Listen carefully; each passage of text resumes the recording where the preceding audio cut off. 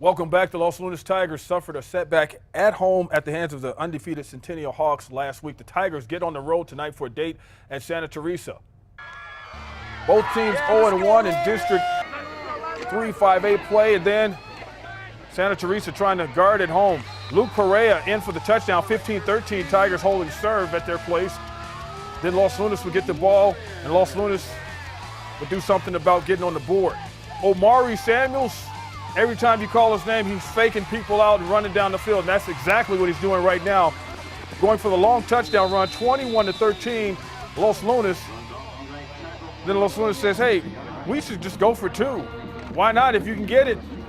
That good, getting in there for the two-point conversion, 23-13. Los Lunas at that time, they won it, 51-19 on the road. A trio of games were played under the lights Thursday. Our Jared Chester returns with the Rewind. Jared. Thanks, Van. Welcome back, football fans. The Thursday Night Rewind. There were a couple of lopsided games on the Thursday Night Lights. Let's go 1.21 gigawatts back to last night.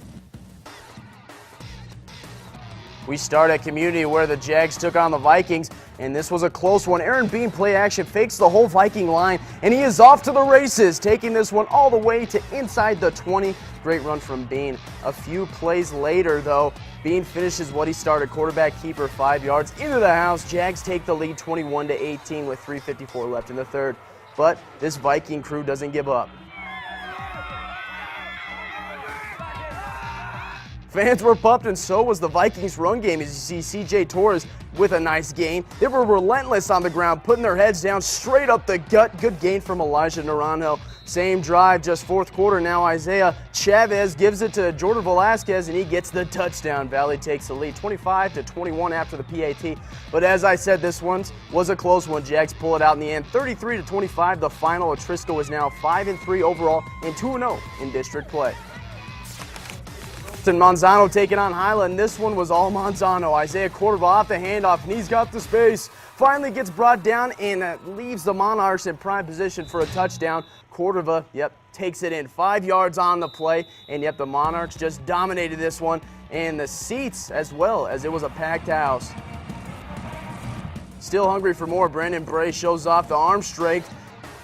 And Orlando Perez is wide open to pull it down just inside the 30. Ensuing drive, they give it to Cordova again, and he is in easy for 6. Monarchs get the big win, 53-0, the final, and this one was called the third due to the mercy rule.